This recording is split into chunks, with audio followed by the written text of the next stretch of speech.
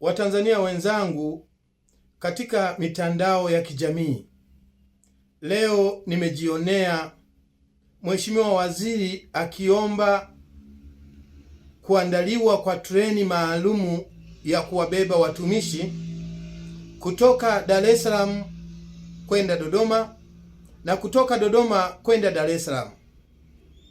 Jambo hili linanipa mashaka kidogo kwamba kwa nini sasa tumefikia hatua ya kuwa na makundi ndani ya serikali moja? Kwa sababu hawa watumishi wanaoandaliwa treni maalumu, wakati inaanzishwa makao makuu ya nchi Dodoma, watumishi hawa nina imani watakuwa walilipwa fedha za uhamisho kutoka Dar es Salaam kwenda Dodoma. Lakini leo wamejirejesha wenyewe kurudi Dar es Salaam. Wanaandaliwa treni maalumu ya umeme.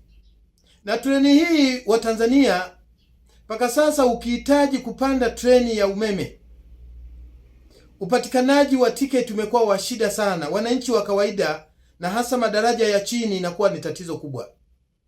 Lakini watumishi kwa sababu wana uwezo, madaraja ya juu wanaweza kusafiri muda wowote. Sasa kama hatujaangalia kiundani namna gani ya kuweza kusaidia jamii ya watu wa hali ya chini wanufaike na rasilimali walizonazo, kutokana na maelekezo ya Chama cha Mapinduzi ya kwamba chama kiliandaa ilani kwa ajili ya kuwahudumia wananchi, lakini sasa hivi imeanza kuwa tofauti.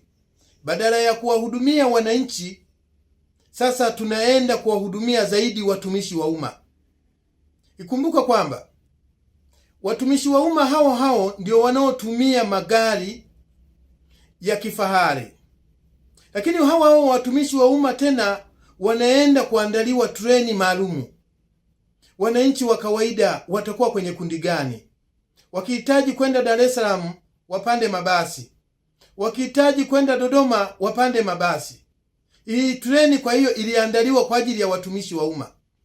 Tufike hatua tuangalie mwenendo wa serikali yetu unavyoenda.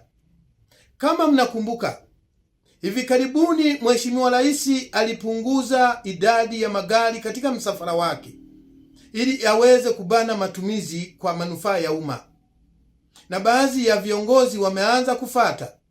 Lakini kwa hili la kubadilisha mfumo kwamba kuwe na treni maalumu, tunarudi kule kule. Watumishi hao walilipwa, na kama walilipwa kwa ajili ya kuhama, iweje leo watengenezewe treni maalumu? Kama tunahitaji usawa, tuangalie wananchi wanahitaji wapate huduma gani. Leo baadhi ya maeneo wananchi wana changamoto kubwa ya upatikanaji wa huduma ya maji. Leo baadhi ya maeneo wananchi wana changamoto ya barabara. Kuna baadhi ya barabara za lami zina mashimo ya kutosha. Kuna baadhi ya maeneo bado kuna changamoto kubwa ya vyumba vya madarasa. Kuna baadhi ya maeneo wanafunzi wanakaa chini. Serikali yetu inafanya kila inalowezekana kuhakikisha inaweza kuboresha maisha ya wananchi. Na kuboresha maisha ya wananchi ni mwananchi wa hali ya chini na yeye aweze kupanda treni ya umeme. Lakini kama treni ya umeme itakuwa kwa ajili ya watu baadhi, hapa tunawagawa Watanzania.